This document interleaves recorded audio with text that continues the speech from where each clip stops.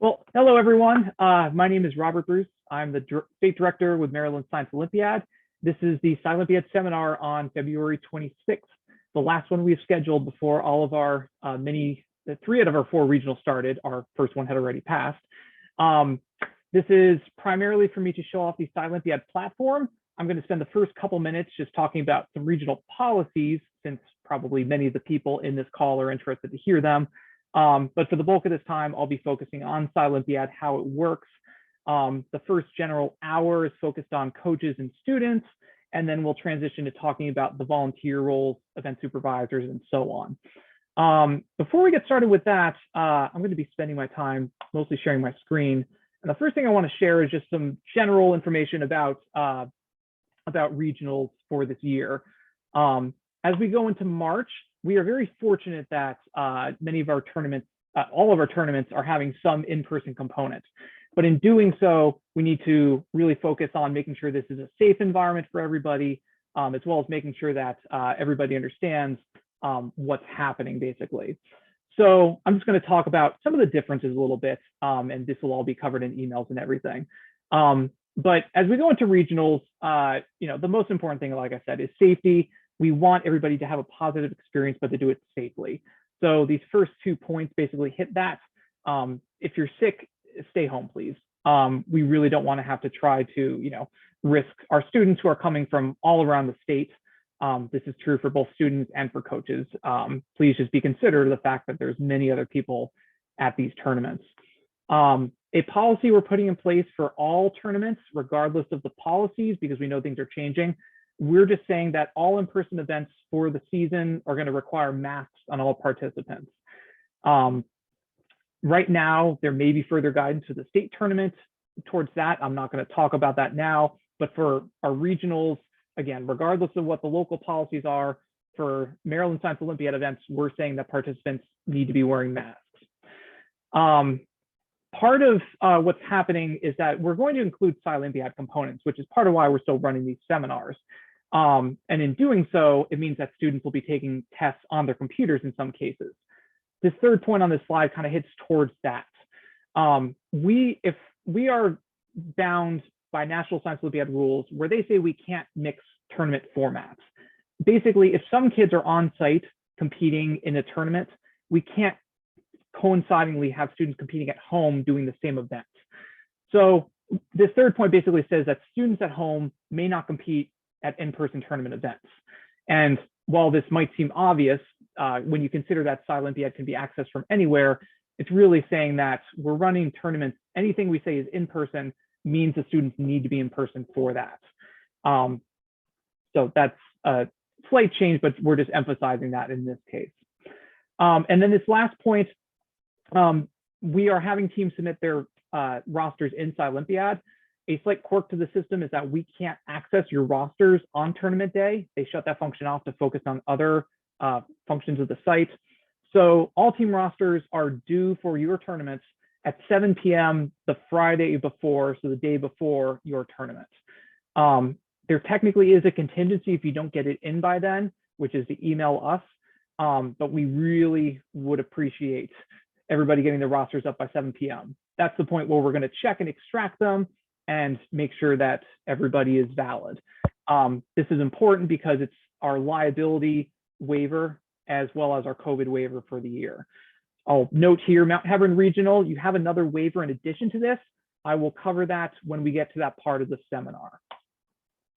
Also in general, again, COVID policies, we really ask that students and teams stay in their homerooms as much as possible, try to minimize just kind of interspersing as much as you can.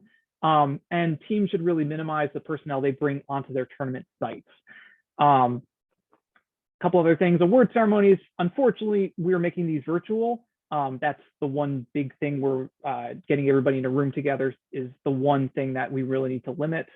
So those will be streamed like they were last year on Sundays at 4 p.m. And then all awards will be mailed to the teams after the fact. And this last point, every tournament is going to have slightly different policies. So please pay attention to the communications from me regarding your tournaments or your tournament directors as we go. Just to touch on a couple specific things, I don't think we have any Morgan State regional people here today. Their tournament is if it's yours, your tournament is a hybrid one where we are offering several events can be run in person, which will be run this coming Friday. One quick note, I'm just going to point out before these, if you're competing in person, your rosters are due before your in-person components. As I mentioned before, your roster is also your liability and your COVID waiver. So we are required to have that before your tournaments, before any tournament activities start for you. So please keep that in mind. Richard Montgomery Regional, that's in 2 weeks. It's in person, our first true in-person tournament really before COVID, which is exciting. Like I said before, all participants are expected to be on site for this event. There is no option if you are not on site to take these events. We will disqualify people who are violating this rule. Many events are still being run on Scilympiad, so students must bring their computers to the site in order to compete. We do not have the ability to provide computers to the totality of our students, but we know that many students have computers that are provided by their schools. We've checked on this, but just be aware that on tournament day, you need to have computers on site. In this particular tournament, we are going to have students go to classrooms for their events. That's in contrast to what I'll mention for Mount Hebron. There are going to be more explicit number limitations in the building, and we'll touch on that in a future communication. This is to highlight, though, anybody volunteering is exempt from these counts. This is essentially an incentive for your team to have parents and coaches volunteer at the tournament. We do need help, especially with build events.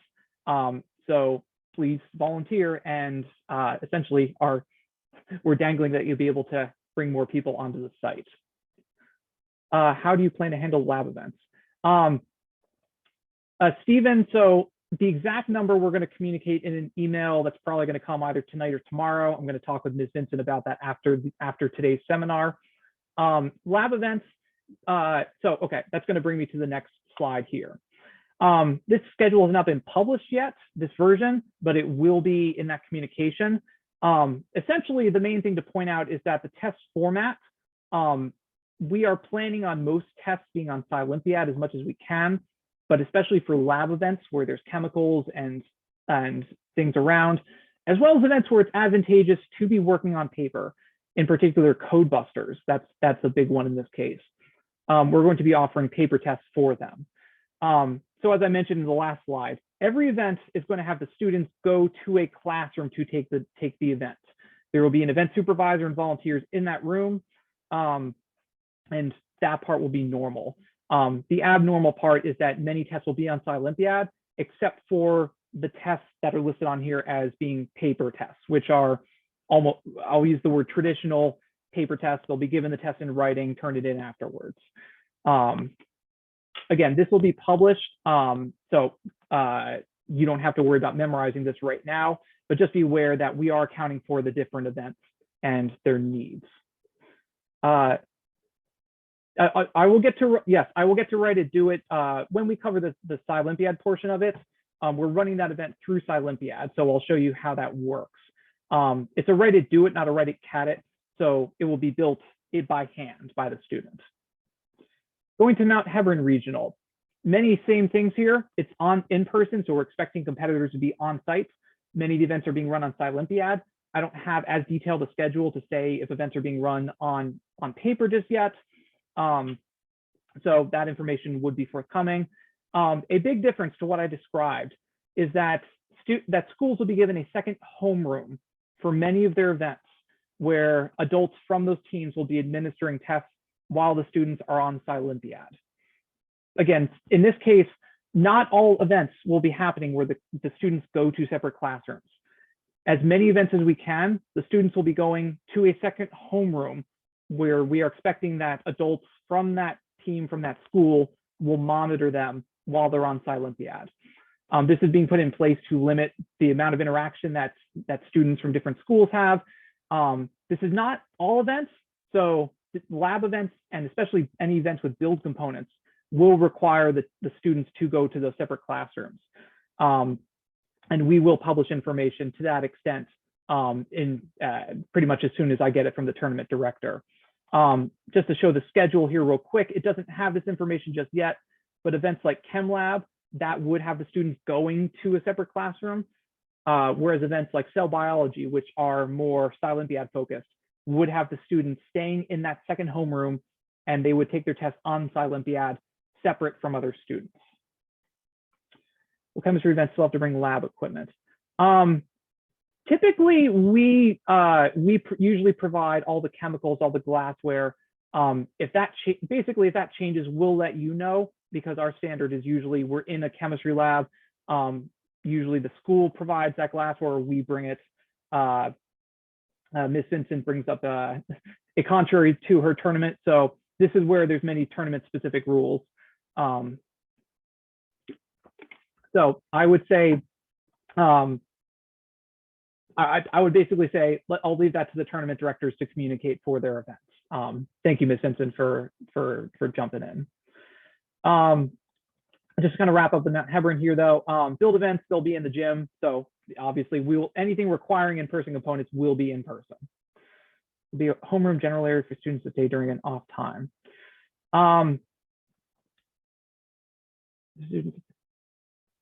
There you go. Ms. Vincent says yes. Thanks for being here, Ms. Vincent. That is extremely helpful. And she says that homerooms are in the cafeteria like 2020. Okay. So again, more information will be given. This tournament's on the 19th, so another week out, or 3 weeks out from this. So you'll get the full information before then. One last thing for me to highlight, and again, I'll bring it up when we go into Scilympiad. There is another additional waiver that Mount Hebron High School regional competitors must complete. This is in addition to the team roster. It is a site-specific waiver that the Mount Hebron PTSA is requiring that we complete. A big difference here too, every member from the team who's on the site, including coaches and parents, have to fill it out.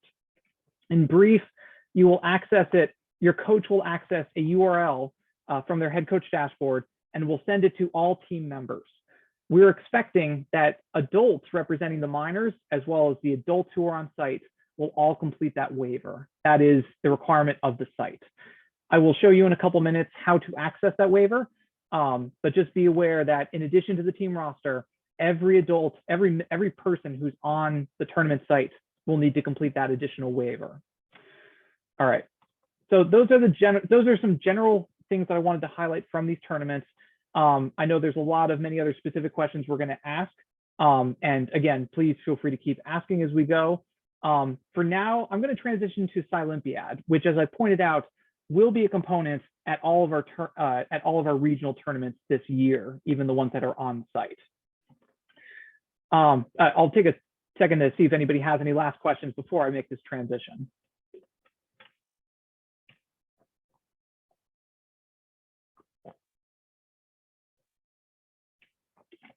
All right. Anybody's typing out in the chat, I will catch it in a second. But like I said, let's transition to talking about Scilympiad. Any competitors who were competing last year are familiar with this platform. It is a very powerful platform that lets us run in virtual space. So all of our tests and many of our paper components we've translated onto this site. My main job today is to show you how it works, basically, and get you up to speed on it. So let's start at the home page, basically. The general layout, the bars at the top right are where the various roles are broken out. Depending on what role you have, if you're a coach, you'll have a coach tab. If you're an event supervisor, you'll have an event supervisor tab. Ms. Vincent and I have directors tabs.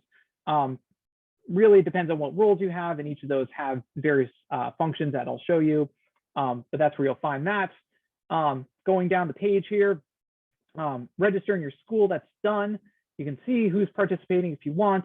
Really, though, the main tab on these top four that might be interesting is the tournament documents, which links to a Google Drive where we'll upload a lot of the files specific to the tournaments if you want to find them there.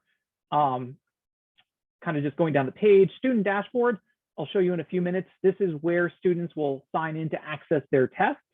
So that's useful to the students. We'll put tournament results kind of here in the middle of the page as we go. And just scrolling down the upcoming dates, you'll see that we'll start to put links relative to the tournament, relevant to the tournament. These are not the only places to get this information. This is just a quick access point for some key pieces of information. Really, I'll point out where the documents are in a second, but just note that this is where a lot of information can be found. Pretty much all the documents that we have, including a lot of the communications, we started posting under resources, tournament documents. You'll see that there's a pretty solid list here of news and updates. So we do try to post them publicly so that anybody can access them. Tournament schedules, various tournament logistics. I need to update this page a little bit because I'm behind on a few news and updates and just sort stuff out. But I highly recommend keeping track of this page just to make sure there aren't any documents that you're missing. And again, this is under resources, tournament documents. So with that, let's actually jump. Oh, sorry. One other thing I'll point out. You are welcome to email me or us and ask questions about the site. If you want to see interact with the support network on the site, there is a support tab. Searching the knowledge base allows you to see other questions as well as ask your own questions to the site admins who typically respond in about a day or two. If you ask us, sometimes we'll elevate it to them anyways, but you are welcome to look through that as well. So with that, let's actually get started. You log in by hitting the login button, funny enough, in the top right. If you're a new member, you'll hit the new member tab and it'll ask you for your information, what role you are. If you're an event supervisor, there will be a second page that just asks for event preferences. It's pretty much formality, just the site has it set up that way. Make sure you complete that as well. But it's pretty intuitive. And once you have an account, it might not be autofilled like this. That's just my web browser, but just email, password, straightforward enough. I have logged into my coach account that I set up for this. And so basically, if I'm back on the homepage, I would access that dashboard by going to coaches and head coach dashboard. And this is the hub for many of the coach functions that the teams are responsible for. I'm not going to talk about registration very much because that's mostly done. But the one main button to highlight here is this invite coaches button. Any coaches on a team can invite co-coaches to complete these functions that I will show you for your team. So that is as easy as inviting coaches. Another advantage to that is that anybody we see added automatically gets added to our email listservs. So there's a dual advantage to having coaches added to this page. One main thing I forgot to mention before. Students who are not coaches should not create accounts on this website with their email addresses. You will see in a minute that students will be assigned login IDs to create their tests, but students who are not doing coach functions should not have accounts on this site. We can't fully track that. That is just our general policy. I will show you in a minute, you do not need an email to take tests. So let me get to that in a moment. But for those who want to interact on the site and who want to be in our listserv, you can invite them as co-coaches. All right, let's jump into kind of the heart of what I want to talk about, and that's really preparing your team in the setup for tournament. So that's under the compliance tab. Upload documents, I will come back to that. I've lied in the past seminar and been wrong. We will come back to that. But for now, we're going to spend a few minutes in the student team event assignment tab, because this is where the majority of the setup for your team in Scilympiad happens. Like many things in Scilympiad, this is an intuitive page in that it tries to direct you on functions. On the top right, if you just follow along, it'll generally take you along the string that you need to complete these steps. But the first thing to do when you're on this page is to input your students into the student pool. The student pool is meant to be students from all teams from the same school. So if you have multiple teams from your school, this pool is meant for all students. And then the next step, you will assign them to their individual teams. Interacting with the screen is as simple as clicking on the bar, inputting a new student. So we're going to go student 10. So I've done all through 9. This is a middle school tournament, this fake tournament. So we'll give them a 6th grade note. Notice that I'm going to hit save changes. Notice that this login ID is going to go from blank to filled once I have saved their first name, last name, and grade. And that login ID is automatically assigned by the system for that student. So So you can't create custom IDs, but the system will generate it once you save a student. A quick note, my general understanding is that the login IDs are generated fresh on every site.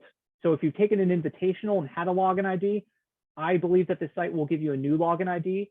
That may not be true, but do expect that if you've competed in an invitational, you may be assigned a new login ID for the regional season. Back on this page, do you have your login ID? Coaches are able to reset passwords. This is actually the only place that student IDs may be reset. So we encourage coaches to kind of work with their students to make sure they know what their password is, or if push comes to shove, the coaches need to step in and help the reset. I'll show you how to reset the password when we move to the student portion. But for now, on this screen, you can see that you can assign students as alternates simply by clicking the box. Release, submit, and registered. These, we don't really use these, and they might not have as much meaning as we want them to. So my general advice is to ignore those columns. Really what you need is the student's information input and their login ID generated. And that you just do that ad nauseum, and you will fill out the student pool. So once you're done with that, we're going to follow along the top bar here. Import students. This is a way that the system gives you to import students using a CSV. It requires a very specific format, so I typically say I would recommend not doing that. It doesn't really tell you if you're wrong. It just doesn't import anything. I would recommend just inputting them manually one by one in this case. In either case, once all your students are in this student pool, the next thing to do is go to students to teams. When I click on that, every school will have all their teams showed that are registered. And all that needs to be done here is that the students need to be clicked on and then added to their respective team. It's as simple as that. The only thing to note in particular is that any students that are listed as alternates will show up here with an asterisk next to their name. That's just the notation the site uses. But hopefully that's a pretty intuitive step to get students into the pool and then assign them to their teams. I'll stop there for a second, take a drink of water, and see if anybody has any questions.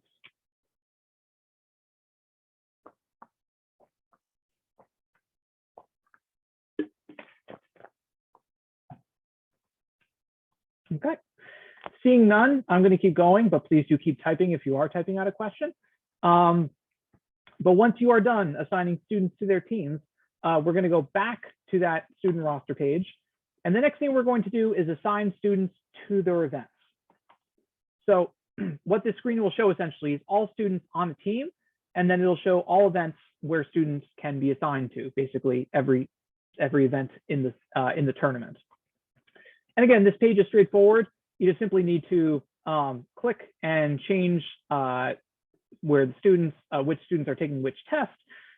There are a few basic checks this screen will have where it will lock you out from assigning more students than are allowed onto a test. When you see your roster, it will very likely have color sections for each time block at our tournaments. It is not programmed here, but that should also lock you out from assigning students to multiple events in the same time slot. So be aware of that. The one thing for me to note here is that there was a question about write it, do it. And this is the first part about where it's different in Scilympiad. In Scilympiad, the write it, do it event is explicitly broken down into the doer and the writer events, where literally the doer does the doer event and the writer does the writer event. Those need to be assigned specifically in Scilympiad using this mechanism. But apart from that, again, this is pretty intuitive. If you have multiple teams, you can bring down the drop-down menu and it'll let you assign for all the teams. I didn't stress this before, but make sure you're saving all changes at all times. Sometimes the system will try to prompt you if you try to leave before you save changes, but just make sure you spam the save changes to make sure everything takes. Once this step is complete, these students will be able to access their events. So really, this is the last required step to setting up your team for competition in this sense. Is this student for Namit? This is this is the session for the students part focused on, and volunteers will really be in the second half. You are welcome to stay for either or. So, okay. so like I said, what we've accomplished so far is we've created a student pool, we've assigned students to their teams, and now we've assigned students to their events. And now these students will be able to access their events when tournament time comes. I'll stop here and see if there are any questions.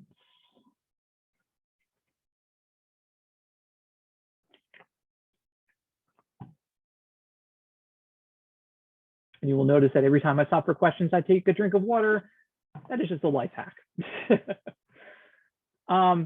So this part is focused on the students mostly. However, volunteers are welcome to stay. You can see how the student side is set up and how they interact with it. It's actually a bit beneficial if you want to stay. Okay. Hey, Robert, it's Namit, sorry. So maybe this is just part of the other folks' question. So we're seeing this almost as a setup page, and I'm wondering, my students, my child will be joining the Olympiad. Would he need to do these activities, or is this for somebody else? Maybe that's where I'm lost. This part is focused on the coach steps, what they need to do. In a couple minutes, I will show the student side and how they interact with the test portion of Scilympiad. Thank you so much. That's where I was like, is my son supposed to do this stuff? Got it. I'm all set. Thank you. Absolutely. Okay, so let me go back to the roster. So we've gone through students to events. A potentially useful page now is the event schedules page. This is purely for information, but coaches can access which students are taking which tests. It also correlates the login ID in case that information is needed. Like I said, this can be useful if you choose to have it. All right, principal certification. This brings us now to one of the most critical things that all teams need to complete for their tournaments. I mentioned before, every team needs to submit a team roster, a signed team roster, in order to compete. This signed team roster has all the waivers on our end in order to make it so everybody can compete, basically. Unfortunately, this is not called team roster. It is under the button called principal certification. And I hate that, and we can't change it on the site, but just be aware that's where it is. Once the coach has completed all of these steps up to assigning students to their teams, they can click principal certification, and it will automatically generate the roster and the waiver that needs to be signed and submitted to the tournament. As you note here, all the students on the team are assigned for that team number. The waiver is auto-generated, and there is signature spaces for a principal as well as the head coach. So a principal or school administrator and a head coach must sign this waiver and submit it to us before the tournament, or you will not be allowed to compete. So I mentioned before, we're now making this due at 7 p.m. the night before. It technically can be submitted to us before the start of the tournament, but please have it uploaded by 7 p.m. on Friday so that it's in the system and we have access to it. And one other thing to note here, if you have multiple teams, this page will automatically generate a page per team. Every page needs to be signed. So please be aware of that. Signed releases, signed releases, the reason I stress where this form is because signed releases is not where this form is. I'm going to come back to signed releases in 2 seconds because it's only relevant to the Mount Hebron students. But just to point out, what we've done on this page, we've created our students, we've added them to events, and we've now generated the signed rosters that need to be submitted for the students to compete. Once all these are done, basically your team is ready to compete. And so the next part, well, I will talk about another waiver before that happens. But mainly for most teams, this is where you can transition to the students being ready to compete. So I'm going to stop there and see if there are any questions. Division B Regional of Richard Montgomery is in person, fully in person. There is no virtual component to that tournament.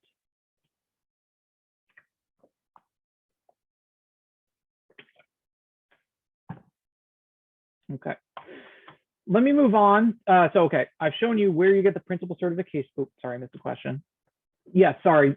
I had talked about that before.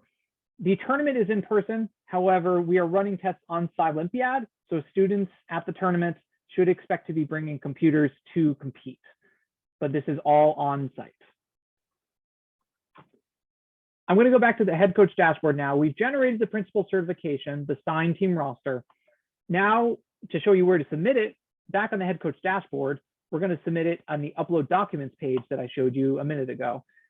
And I can't show you that because it's Saturday. Hooray. This is why we say to submit it on Friday, because on Saturday, the site optimizes for tournaments. So what I can't show you here is that you go to this page and upload it, but it's very straightforward. It's just a drop-down menu that says team roster and upload the file. Hopefully that's straightforward enough. Yes, you will be doing labs. Everything that we can do hands-on at Richard Montgomery and Mount Hebron will be hands-on. Let me talk about the other form for Mount Hebron regional teams. Try to make that fancier than it needs to be. This release forms tab, if you're competing at Richard Montgomery, this page will show nothing, which is why I showed you where the team roster is. Please don't be confused if this page is blank. For Mount Hebron competitors, you will see this page where there is a URL that is unique to your team. What you as a coach need to do is to copy this link and email it to all people who are going to be on site at Mount Hebron. That includes yourself, your co-coaches, and parents of all your students. What all those people need to do, parents on their students' behalf, is input the URL. It'll take you to a separate page with a spot to add a member to this release. Simply click add a member. It'll show you the PTSA's release form, which again is per individual, where either the adults or the parent acting on behalf of the student will read the waiver, put their student's name, and then hit the sign button. And then you're going to submit the form. That's all it takes. But everybody on the site needs to see that. One thing to point out too, in order to access this page, everybody needs an account on Scilympiad. I wish it weren't that way, but that's how it is. So adults will need, parents signing on behalf of their students will need to create accounts.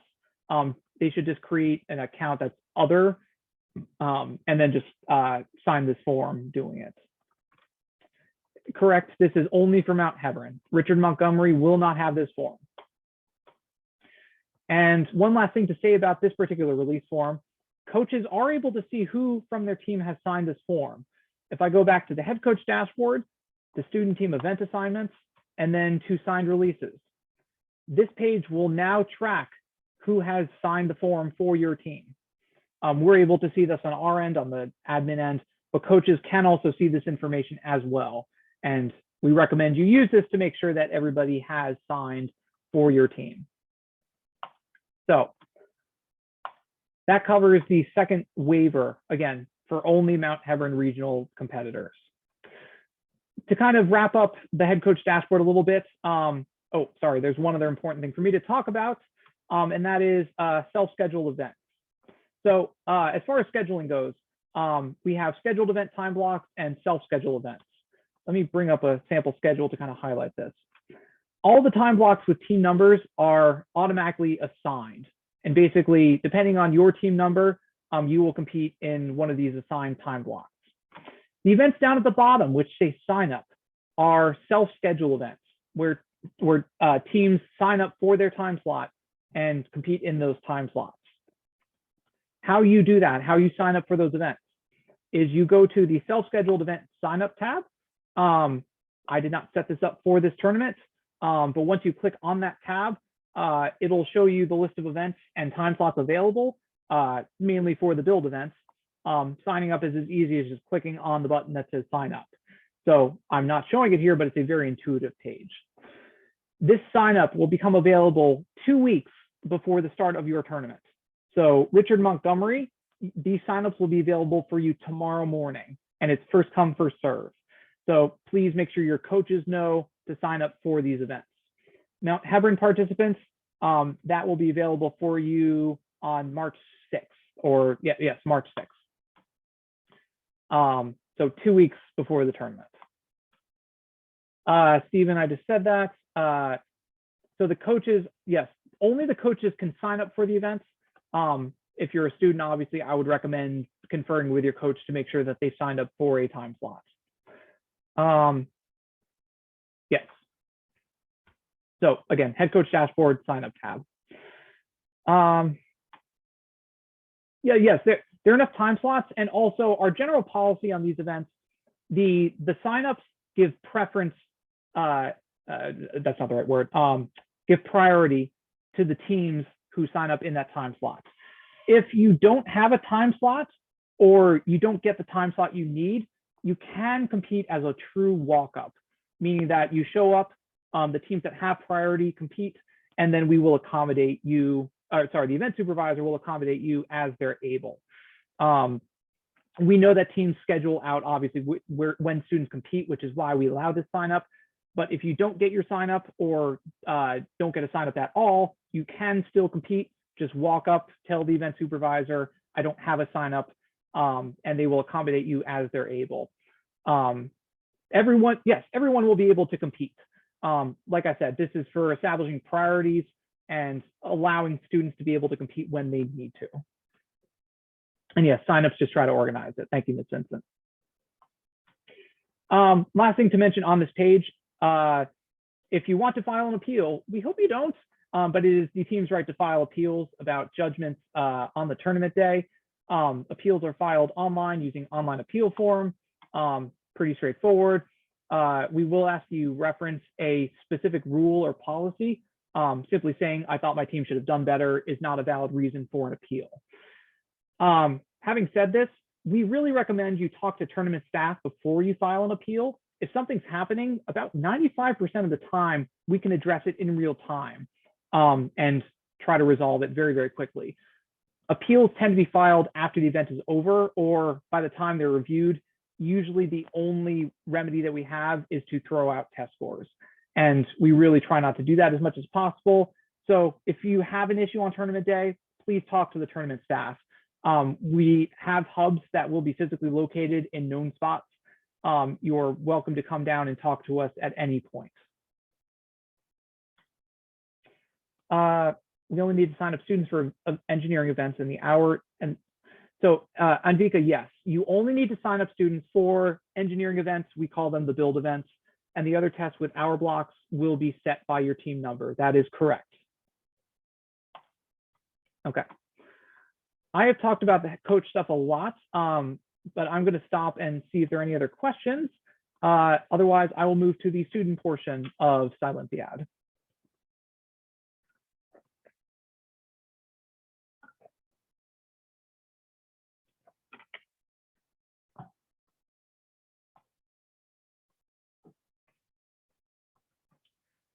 When do you plan on handing out team numbers? Those are set. We'll get that information to you probably tomorrow in your case, Mr. Vance. And we're recording this session. Yes, everything is being recorded. We're going to post this to YouTube after we're done, so you can relive the time we've had together. Yes, I've used that line before. I still think it's a fun way to say it, so we're going with that. Okay. So I'm back on the student team event assignment page because I need to write down the login ID for the student I just created, because I want to show you how student accounts get created. So this student created a login ID. You'll notice we didn't set the password for the student. If you're a competitor and this happens, don't fret. You'll do it when you log on to the dashboard. So I'm going to click on dashboard. There's a lot of guides here, but the main thing you're going to use is the take online test using login ID button. Now, when you come here, again, we did not set a password for that new student. However, what I want to show you is when I type in the login ID for that new student, if I type it in correctly, and I click outside that box, this page now turns into a password generation stage where you are able to create the password for that new student. Again, this is only if you haven't established a password for your ID yet. If your coach just gave it to you, this is how you create the password. There are a few requirements for password generation: lowercase letter, uppercase letter, number, and a special character. Once you create a valid password for that, type it into password, confirm it, and then input the same first name and last name that the teacher has in their roster. I stress this because sometimes teachers, coaches have pseudonyms for students, shortened names, whatever. This system will look for the identical match of first name and last name. So if you expect that your coach has put a different name for you in the roster, make sure you know what they input. But as soon as I input the name, first name, last name, and hit sign in, I'm now logged in to be able to access my events. And what'll pop up on this page is all the events that you've been assigned to by your coach. This page is a little boring. I'm going to go into the other students just to show you what that looks like. So we're going to go to 7. And you'll notice in here, obviously, that all the events that the student is available to access will be available. These columns will be filled out by tournament day for you. While the tests are being uploaded and finalized, it might be empty, but all these should be finalized. And all the events will have this clickable button to be able to access the test. You will be able to click on all of these at any time before the event. The test will only be available during the assigned time slot. So we actually recommend that students go through, click on the test, and what you might see in some cases is instructions from the event supervisor. This might not be as relevant as we go to in-person because all this could be communicated in person. But if there's any information that's needed ahead of time, it may be input here. This start button will only be available during the time block. So you'd see this exact page just without the start button. Actually, taking a test is rather straightforward. It's when we click on the start button. And this is the testing platform that you will interact with. A few things for me to note on this testing platform. The first to note is this ominously ticking down timer near the top right of the screen. The way Scilympiad works is that every team is assigned an individual timer for their team based off of when they started the test. We program the test to last a certain set time, such as 45 or 50 minutes. And when the team starts their test, that's when it starts their timer, excuse me. When your timer hits 0, obviously you're kicked out. But to note as well is that at the end of your time block, this testing platform will automatically kick you out of the platform. The reason I point this out is because if you start your test, say 15 minutes late, and your time block is 1 hour, just for a round number, you will be given 45 minutes to complete the test. You will still be able to access the event. However, the platform will kick you out at the end of that time block, regardless of when you started the test. So just be aware that there is a little bit of grace given. Usually we do build in a little bit of grace so that you can get your computer set up properly, but at the end of the time block, you will lose access to the test. Oh, sorry. You open up the test. If you wait a minute, I will show you because actually I'm going to do that right now. So let's say we started this test. So let's say, for example, whoops, I have accidentally closed out the test. What do I do? The answer is actually very simple. It's just simply log back into the test. Back to the student dashboard, back to the login ID. We're going to input that same student. And this test is still accessible. To answer that question, you just hit the start button under the test, and we're back into the test. You'll notice that we didn't gain any more time. In fact, that timer has been running this entire time. So once you start your test, that timer keeps running. And our general policy is that we don't add time for any technical issues. So please be aware, if you have 2 students working on the same test and somebody's computer closed out for whatever reason, the other student should keep working. Okay. So a couple other things to point out. This chat box may not be present for your test. What this chat box is meant for is for a purely virtual tournament. It gives you a mechanism to communicate with a partner as well as event supervisor, where normally it's easy enough to type a message and they can type a message back to you.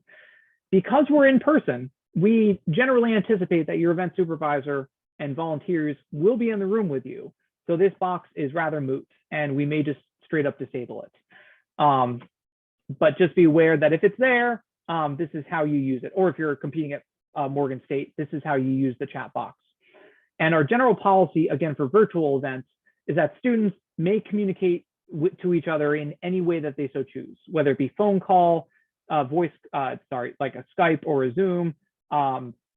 If you want the cup and string, by all means. You are not just restricted to communicating to your partners through this chat box. But again, that's only true for virtual tests. For when you're in person, it'll be pretty obvious that you can communicate with your partner sitting next to you.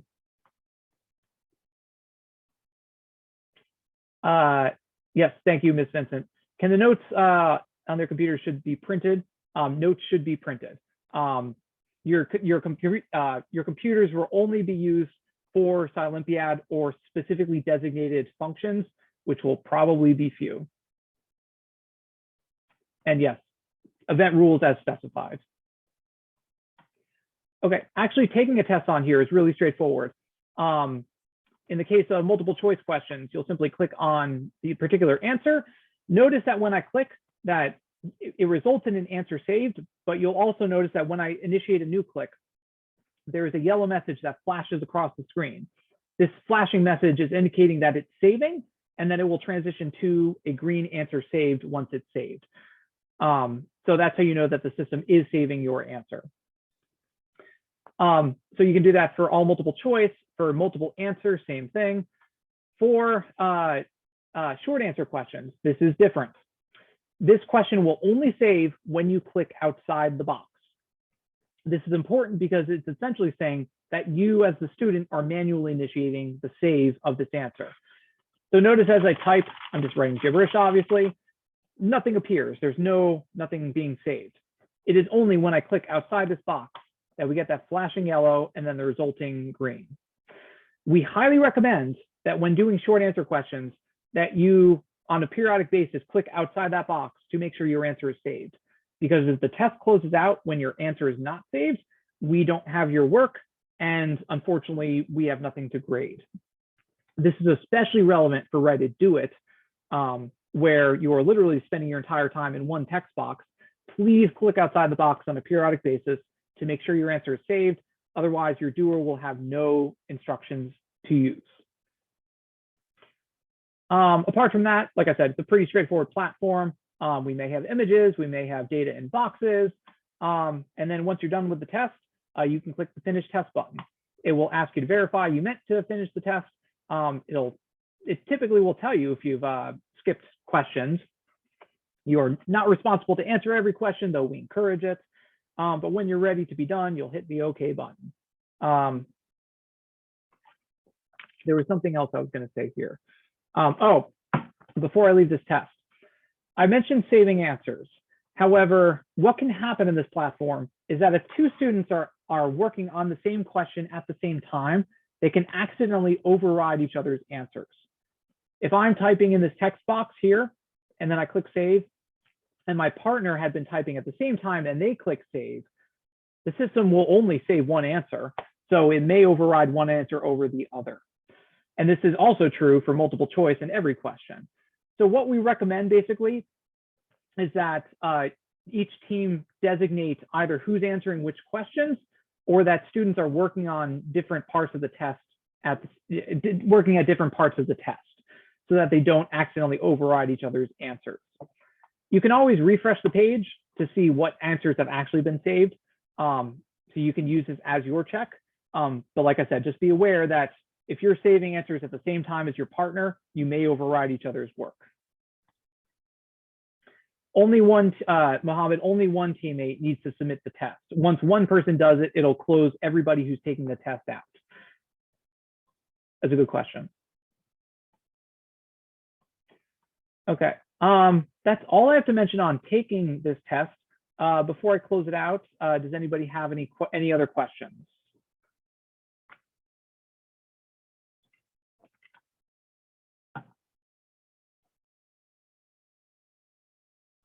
Okay, I see none. So again, keep typing if you have questions. But for now, I'm going to hit Finish Test and actually close out the test. You may get a quirky thank you image afterwards. If this is a virtual tournament and you were uploading documents, you may see the link again in case you still need to upload after the fact, as well as any post information. But otherwise, this is the end of the test, and you can go back to your test taking page. I see a question. Will both teammates have to submit the test? No, only one teammate needs to submit the test. And like I said, when they close out the test, it'll automatically be closed out for everybody. An important note, by the way, if nobody submits the test, it'll automatically be submitted when the timer runs out. So in hopefully what's a rare instance where everybody's computer crashes and nobody can re-access the test, that test will still be submitted. all the answers that are saved will be submitted automatically. But if you wish to manually close out the test, that is how you do it. Just simply hit the end test button. So just to go back here real quick, what's the password? We send rooms, day logistics, tournament day logistics. Yes, of course. I'll be working with Ms. Vincent pretty much right after this call, after this seminar, to hash that out. And we'll have more information to you in part tomorrow, and then obviously before the tournament. Students will move from station to station. Mohammed, I'm not prepared to answer that question right now. That's a bit of a test specific question. So I'm gonna give no answer for that right now and say that if we give any guidance before the event, that you'll see it. To your second point, if it's conducted on Scilympiad, you'll see it on the list. If I go back to the scheduled draft, we'll have posted what the test format is, whether it's a paper test or Scilympiad. That actually does not answer the question about stations technically, but that is the information that I can give you ahead of the event. Okay, sorry, let me get back to Scilympiad. Okay, we've closed out the test. It's no longer accessible and you see test submitted. That's all I wanted to say here. Okay, so this covers most of the test taking in Scilympiad. There are a few test specific questions a few event specific things for me to talk about. First one I'm going to talk about here is code busters. Code busters, really there's two things for me to say here. And this assumes the test is in Scilympiad, which by the way, Richard Montgomery is not lined up for right now. Right now, Richard Montgomery is lining this up to be a paper test. If you are taking this test in Scilympiad, there's two things you need to know. First thing is that per the rules, the first question is a timed question, meaning there are bonus points awarded depending on when you complete the answer to that, when you get the correct answer to that question. The way you initiate that in Scilympiad is that you input the answer, and I'm going to put something intentionally wrong here just for the sake of showing. When you hit the save answer button, on that timed question, it will check if the answer is correct. And it should not have said correct unless it's, well, maybe you're allowed two wrong choices. I forget on this one. So whoops on that. You see what happens if it is correct. When you hit save answer, it'll tell you that the answer is correct. Do not retry the question. It will save your bonus points for that automatically, and you can continue on. If you don't get the correct answer, it'll tell you that. This mimics the portion of code busters where in person you will do the same thing, where you will ask the event supervisor if you have the correct answer, and if it's correct, they will give the time elapsed for that question. The main other difference is that every answer is saved through the save answer button. You'll notice we didn't see that before. This is true on these particular questions.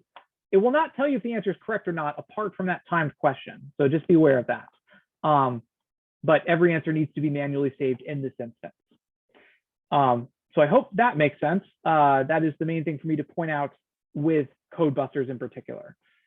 Any other questions on code busters before I leave this test?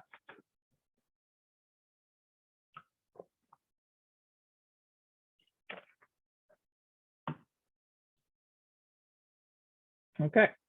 And if you're typing, please keep typing, but I'm going to finish this up and move on to write it, do it. So I mentioned before that write it, do it is unique because in the Scilympiad platform, we are breaking this up into two separate components. There is a writer portion and a doer portion. Let me show you the writer portion first. This example test is meant for having everything be virtual, so the image is given here. If you're in person, you'll have the structure in front of you, but you will still be typing out your instructions in Scilympiad. And the way you do that is simply you'll type in the text box and write your instructions. So for this picture, let's say clouds on a sunny day with boats. Clicked outside the box, answer saved. These are the instructions I want to submit to my doer. To submit the instructions to your doer, you will simply finish the test and close it out. Whatever answer is saved will automatically be transferred to the doer in Scilympiad.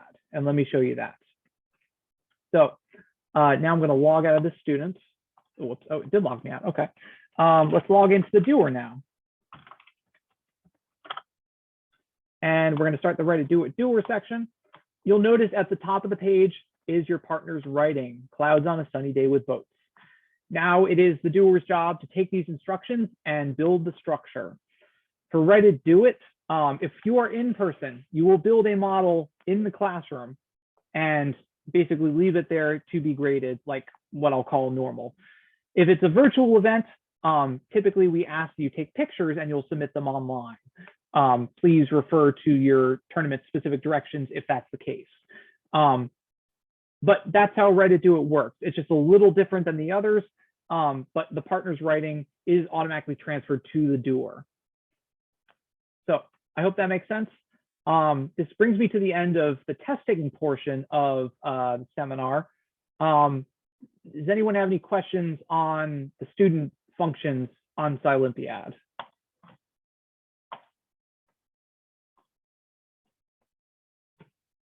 I need to refill my bottle, so you get an extra second to type questions if you have them.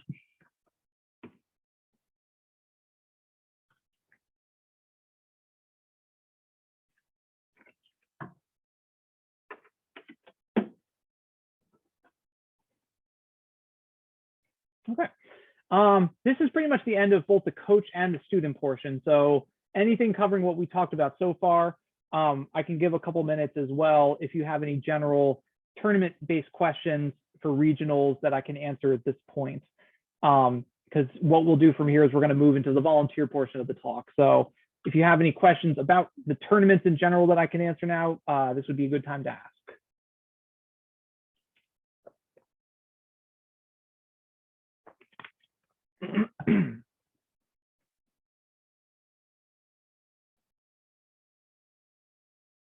All the teammates have to type the answers up and only one.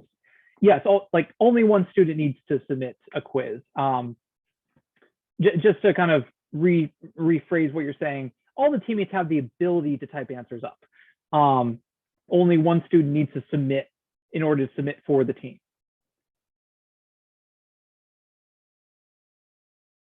I say that because you technically can have one student bring one computer to take a test. It is up to you as a team to decide if you wish to do it that way. You are allowed and able to have multiple students working on multiple computers on the same test.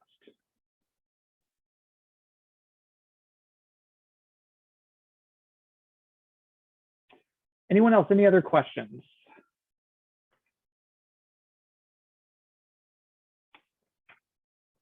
And I'll remind that we have more guidance going out starting tomorrow, basically, especially for Richard Montgomery. So coaches, keep an eye on your inboxes. Students, if your coach doesn't disseminate the information, I pointed out that we try to upload communications to the resources tournament documents page, and you should be able to find the exact communications there if you wish to access them. So I don't see any other questions at this time. So I'm going to move into the volunteer portion of Scilympiad, in which I will start by saying, if you are volunteering, thank you so much for volunteering with us. We can't do Science Olympiad without the dozens and hundreds of people that volunteer at all of our tournaments. So thank you so much for your time. My goal today is, I've shown so far how the students interact with the platform. Now I'm going to show you how volunteers interact with the platform. So I'm going to log in now under my director account. And once you register as an event supervisor, which all volunteers will register as, you will have an event supervisor tab, ES or event supervisor, on your dashboard. And this is where you will access all of your event supervisor functions.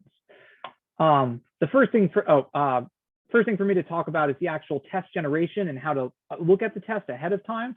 Let me get out of this event real quick. And that's done under the Create Update Online Test tab, literally the first one that's present.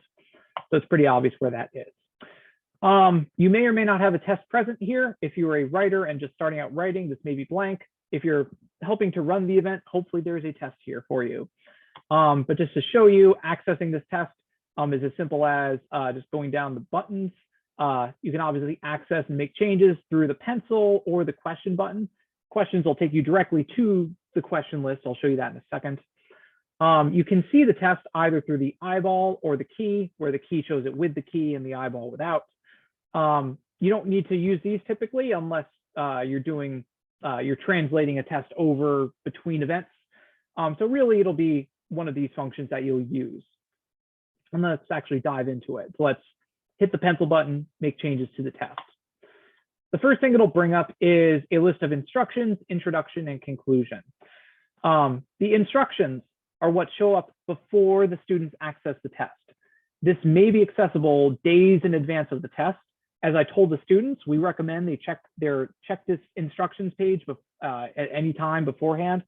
So only put information that you want the students to have as much as days ahead of the test into instructions.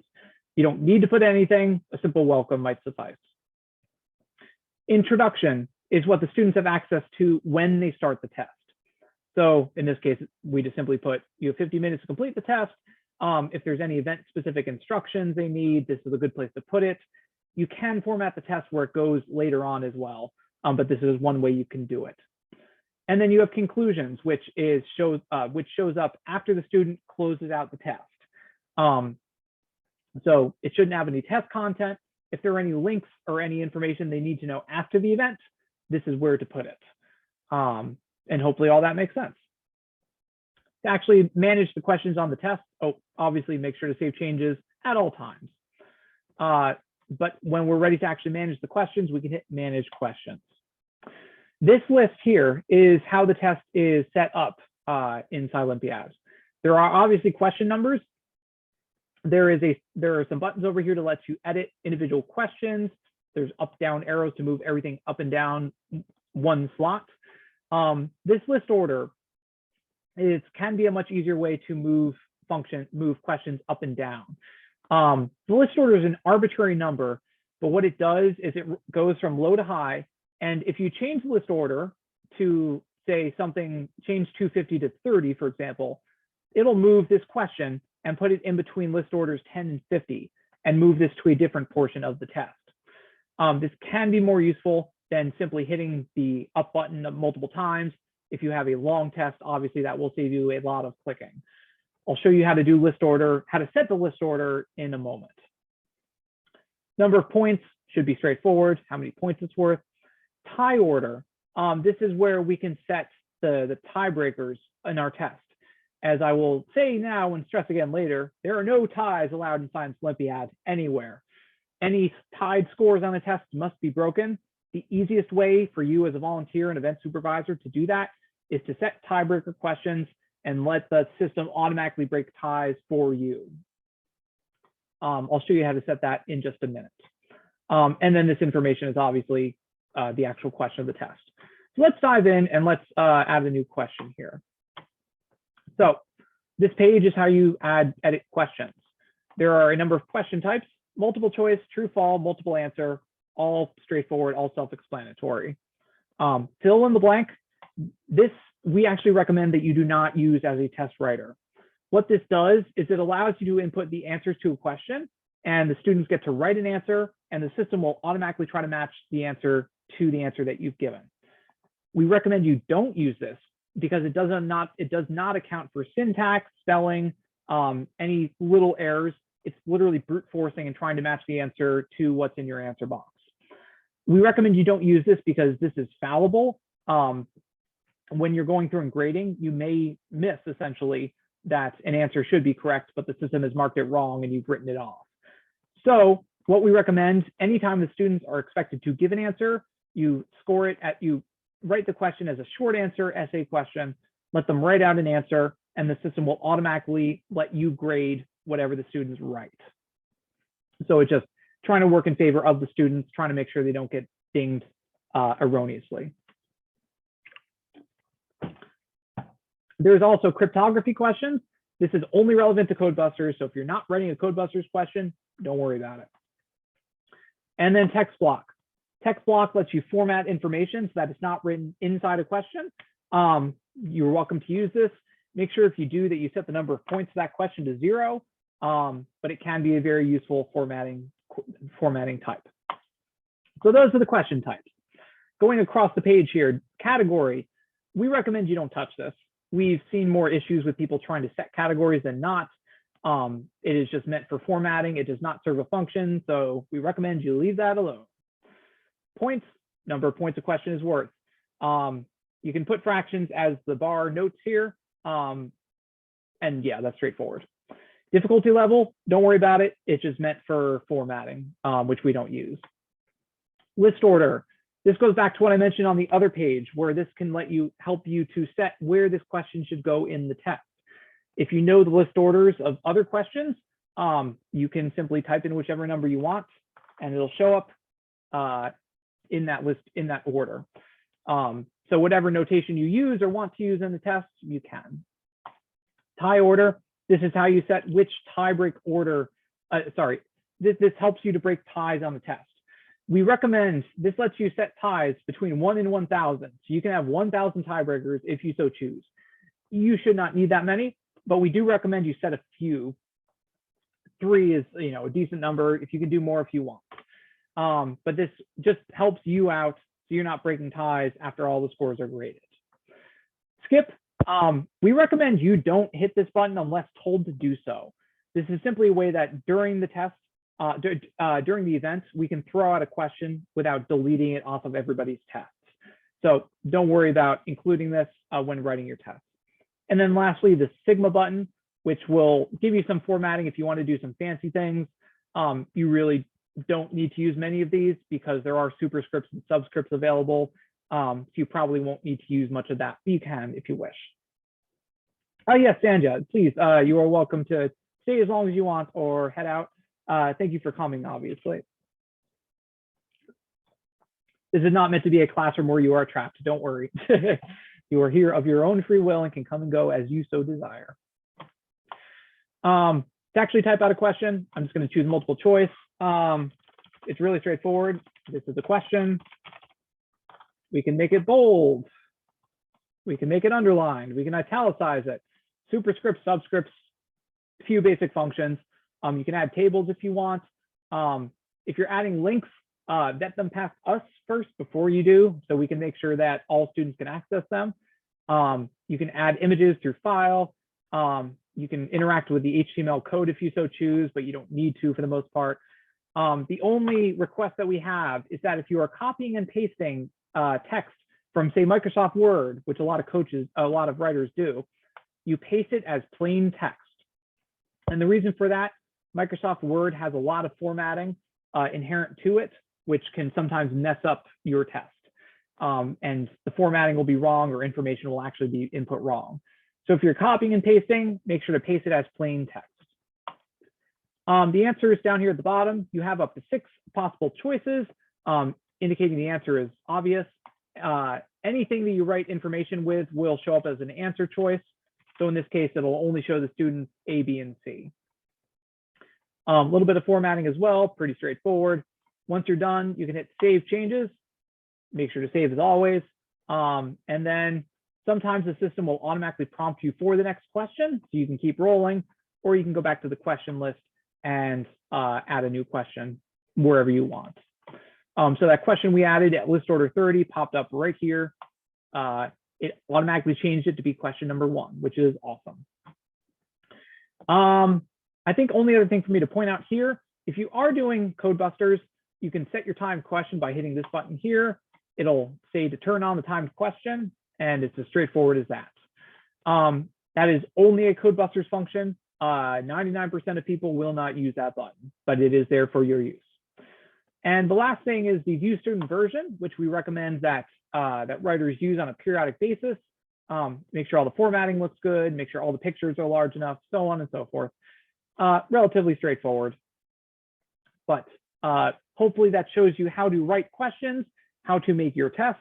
Again, you can use text boxes like this one here in order to format, put information, so on and so forth.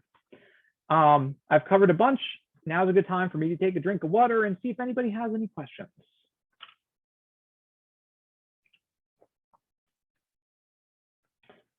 I don't know anything about the event. Just jumped to this meeting. I'm very lost. There's something I read online to get a general idea first and watch the recording of the meeting.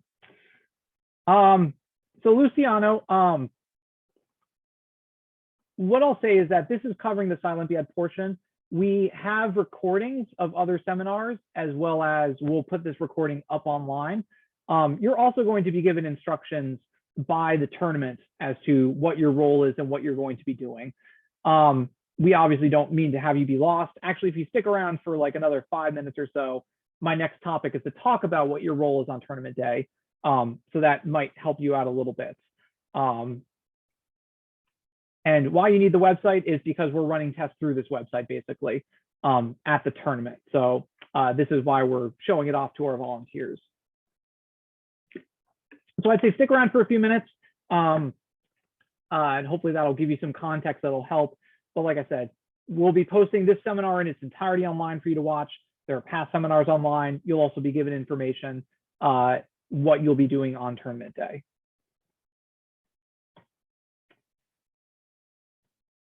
Okay, so with that, let's actually talk about tournament day a little bit. Well, let me make sure there's nothing else here. We covered this doing the test. Let's go back to event supervisor. Okay, so that's, yeah, that's all there is for me to show you there. So that's writing tests. Going back to the event supervisor dashboard. Now we're gonna get into what Luciano was asking about, which is what your role is on tournament day. Now, I'm going to be biased in talking about this a little bit because we're doing a Scilympiad seminar and there are functions on here that are meant for virtual tournaments.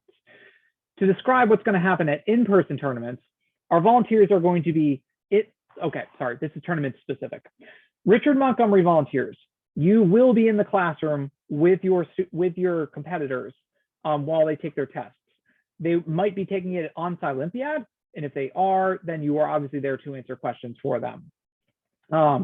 What I'm about to show in the classroom will be moot because you will be in person with the students. If you are at Mount Hebron High School, what we said is that students may be taking Scilympiad tests in their own home rooms. So you might not physically be with the students. If that's the case, you will be using the classroom function that I'm about to show to interact with the competitors. In that case, you would be in the media center, essentially monitoring the test virtually while all the students are there.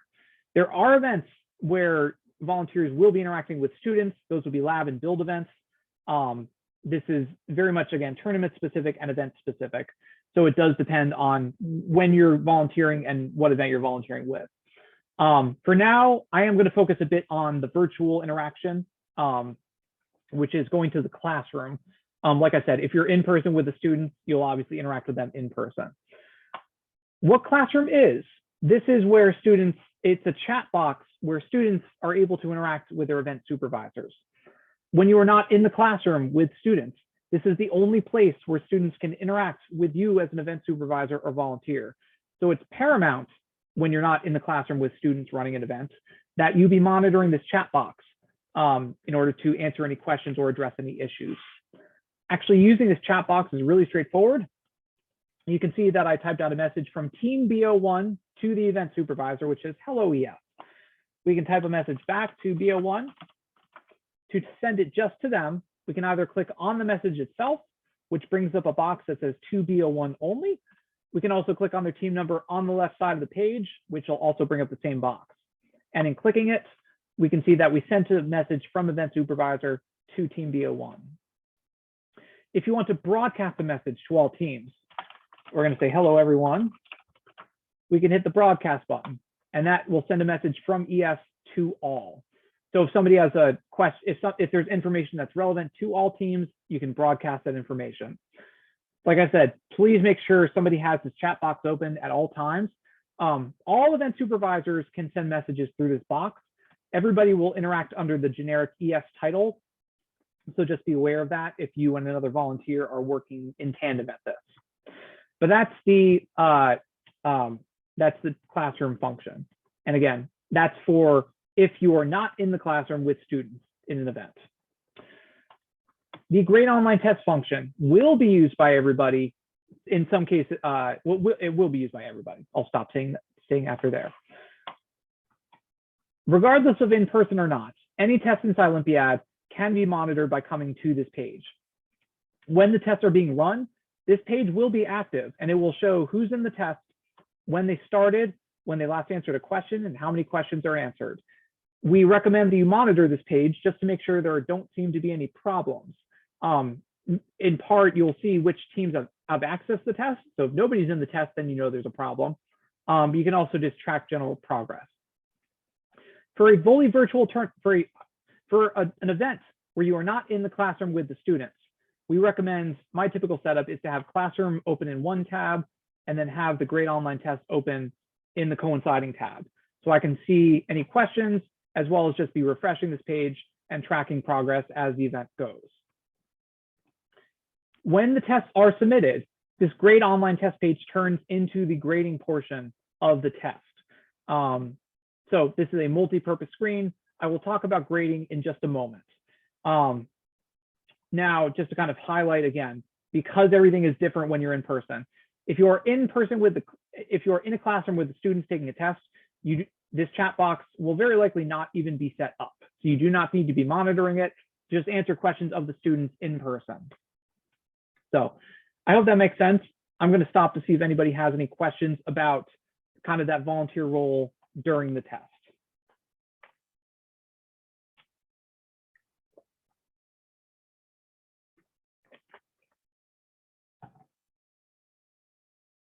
Excuse me. All right. If you're typing out a question, please feel free to keep going. But let me move on to actually talking about how tests are graded in Scilympiad, because you probably noticed the giant green grade this button on this page. This page is color coded. When a test is active, I believe it's orange. When a test is done, it turns yellow. And once the event is fully graded, it turns green. Your job is to make all these bars turn green by grading all the tests once they're submitted. And obviously grading this is as simple as hitting the grade this button. Let me talk about what's on this page. You'll note at the top, there's a key here: full credit, partial credit, skipped, incorrect answer, need manual grading. This platform is great because it tries to do as much grading as it can before you do any grading on this test. So for example, question 1, the student didn't answer this question. It shows that it's skipped and basically tells you you don't need to grade anything here. It's awarded 0 points, which is awesome. Questions that are correct or incorrect will have some kind of green star. It'll show the expected answer, the student answer, and then the awarded points. At all times, you are able to override the system's awarding of points simply by going to the change to button, changing the number of points, and then hitting change points. If I refresh the page, you'll see that it updated this. 2 things to note here: you cannot put more points than the question is worth. If I try to award them 2 points, it gives me an error message. And the other thing to note, if you'll notice, is that there's no mention that you change the number of points awarded for the question. I note this in part because it's important that we, on the tournament side, be able to track when event supervisors make changes from the system. I'll show you in a couple minutes where you can input notes for what you've done and how you've graded, basically. And I highlight this just to say, if you, for example, change an answer in real time and change the number of points awarded, make note of that. And then when I show you where the notes box is in a couple minutes, make sure you put that note so that the grading room knows what's going on. The other thing to note, this pencil button means that it's a question that the system could not grade, and it's indicating to you as the grader to grade the answer. This is that short answer question I mentioned before. You can award a corresponding number of points. I will give them 0.1 because I wrote gibberish there. And it lets you put fractional points, by the way. Rinse, lather, repeat until you hit done grading. And when you're done with that, this bar will turn green, like I mentioned before, indicating it's been graded. You can always re-access the test by hitting the pencil. But your job basically is to grade all the tests, have them turn green, and then we will move on to the next step. Last thing to mention on this page, I didn't mention it before, but there is this tiny little clock next to the start time here. What this clock does is it lets you add time to teams if for some reason they need to have time added to their test. We generally recommend that you don't do this unilaterally, that you consult with the scoring room and the tournament admins before you add time to a student's test.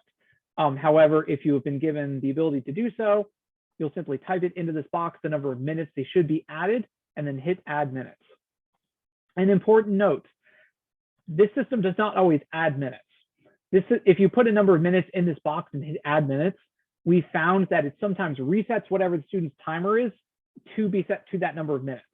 So if you intend to add 5 minutes to a student's test and you hit 5 minutes, sometimes it sets the student's timer to 5, regardless of where they are. So basically, if we're going to add minutes to a student's test, it needs to be done when they're done with their test. All that will become relevant. If it happens, please consult with the scoring room. I'm just kind of fleshing that out for now. So I'll stop here and see if anybody has any questions for how to grade online tests, how to grade tests. And I didn't say this before, everybody, oh, sorry, not everybody. Everybody with a Scilympiad test, either Mount Hebron, Richard Montgomery, or Morgan State will need to do this function.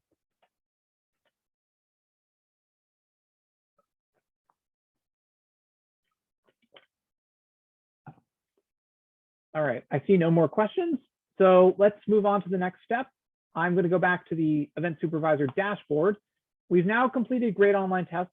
Now we go to event scoring, where we start to summarize the scores for the event and get them ready for submission. So in this page, any events that you've scored will automatically be put here into this score sheet. We only graded one of these.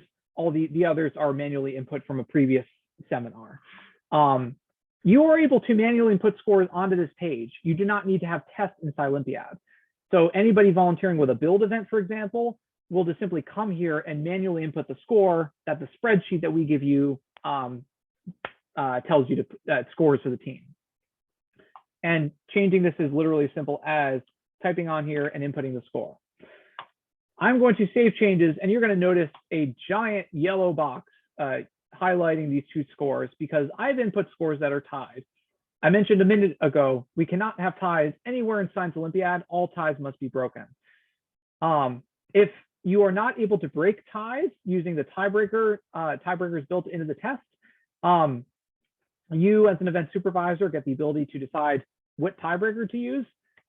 We typically recommend picking a open-ended question or section of the test, compare the scores, see who did better. Obviously do it fairly and a bit randomly. But once you've decided who wins the tiebreak, the easy thing to do is to either add a fractional score to the event score itself, or you can put that into the tiebreaker column. Standardly, it's okay to put it into the score itself. We know if we see 98.1, typically we know that a tiebreak has happened. You can also put in the notes, one tiebreak, and save that. I mentioned before, there's very few places to put notes. This is one of them. There's also another one on the next page for me to show you, but you can put any notes about a specific team into these notes. And we recommend that you put anything that will help us to understand what happened, such as a score of 98.1. What you want to do on the screen is you want to, once you have all the scores input and the ties are broken, hit show ranking, and we'll put all these scores into rank order. If you have physical paper tests, we also ask that you put them into rank order physically so that we know where those tests are relative to the scores. But just give a first order check to make sure everything's good here. If somebody doesn't compete, we want you to change the status to either participate in that instance, that they showed up but weren't able to successfully complete anything. No show means they didn't show up. Disqualified is very rare. It only occurs if something egregious happened. If you think a team deserves disqualification, you should consult the scoring room before you apply disqualification. But if you are applying it, this is how you do it. So in this case, I'll just put no show to this team and then hit save changes. Save changes as always. But again, if I hit show ranking, everything's in rank order. So this is the event scoring. The last step is the checkout phase. Oh, sorry, technically second to last step. But the last step of event scoring page is the checkout page. What checkout will ask you to do is to go through and basically audit and double check all of the work you've done so far. Keep in mind, there are kids' results that are relying on this. So we really ask you to be judicious about going through a couple times, auditing your work, auditing what the platform does, making sure that there's no errors in either how you graded, no inconsistencies, anything like that. This checkout page will walk you through some very good checks, and we ask you complete them all. You'll show up where these aren't checked, but we ask you check them as you go down. This box here is the second place where you can put notes. In particular, we ask you input any ties and how you broke those ties, or any other notes relevant to your event. So I think those are the team numbers, but also note team BO2, 1 tie over team BO3. That's a good note for us to have. Once you're done with all of that, input your name, input your name and hit submit. And the form is submitted successfully. This event has been scored. The last thing for the event to do is for the event supervisor to go to score counseling, which is a review of everything that's just been done. Most volunteers are done at this phase. That is for event supervisors, head event supervisors, basically. Before I show that, I'll stop to see if anybody has any questions.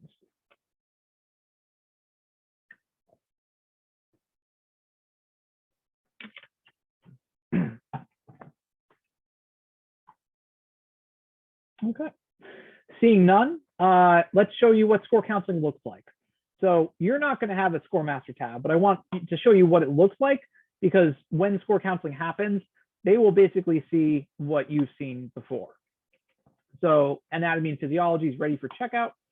They will see the same scoring tab that was submitted by the team. Typically, the score counselors will bring this up. We'll do the same. We'll do the same show ranking. We'll ask some basic questions, make sure everything seems okay. And then they're going to go to the ES checkout page, which, funny enough, has the same exact questions that were encountered during the grading. Now, what's going to happen here is score counselors will very likely duplicate some of the checks that you had just done before. We ask that you be patient, work with them, with us. The scoring room is ultimately just trying to make sure that everything is properly done. So just it'll take a couple minutes just to go through some basic checks, some random checks, making sure everything was done properly. If you've already done these steps, very likely this will be a very quick, just a couple minutes long process, very smooth. They will look over your notes, ask questions. And then once that's all done, once score counseling is done, the scoring room will hit the event is good to go and then lock the scores. Once that is done, now the event is fully submitted and event supervisors can go home with our thanks, hopefully with a t-shirt, which we should be getting in the next week for all volunteers. In case I haven't plugged that there are advantages of volunteering. And that's the last step. I kind of stress here again, lead event supervisors should make sure to have a couple minutes to anticipate having some time to do this score counseling process, because this is how we on the tournament side make sure that everything's done properly. Once that's done though, the event is scored. From a scoring room standpoint, we're going to do this for all events in the tournament. And then I like to show off that we have what I call a victory button, where we enable and disable scoring after all events have been scored. And that prevents anything from being changed until any appeals come in, basically. But that's how tournament day will go for the scoring room. But again, ultimately, you see how that works for the events. You're going to be there to administer the test, grade your tests, lead event supervisors take it to score counseling, and then we all celebrate. So that covers volunteer roles in Scilympiad and how this will all work for the test. It's a lot of material, so if you have any questions, now is a very good time to ask.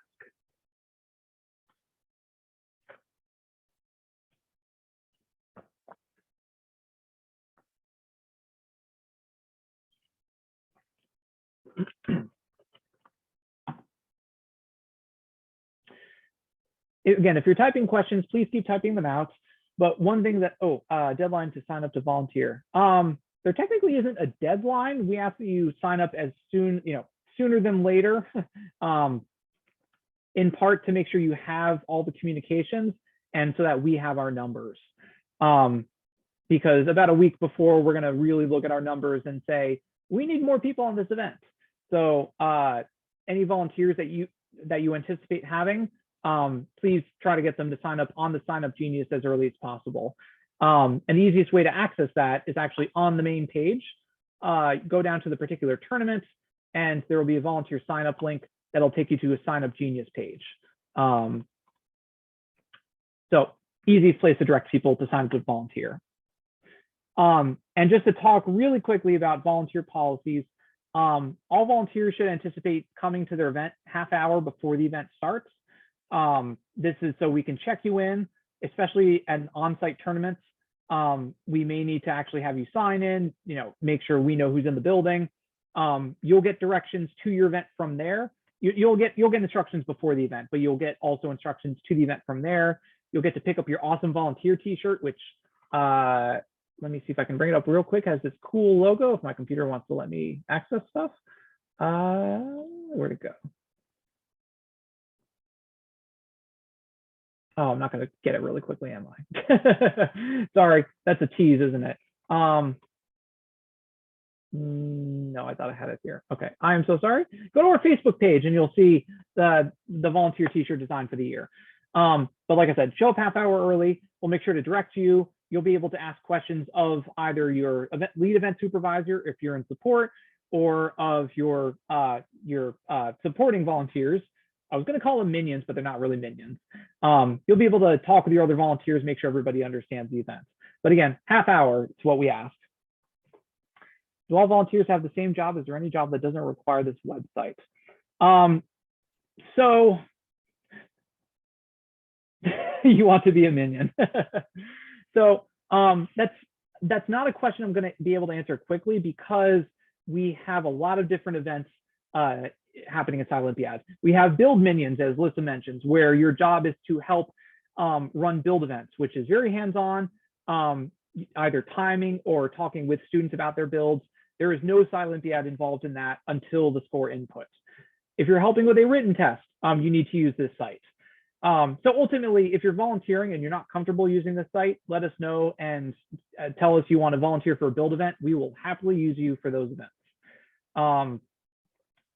I would say in general, take a look at the list of events that are available. The easiest place to do that, I need to post a better place for the tournament schedule, but on each individual schedule, you'll see the list of events that are here.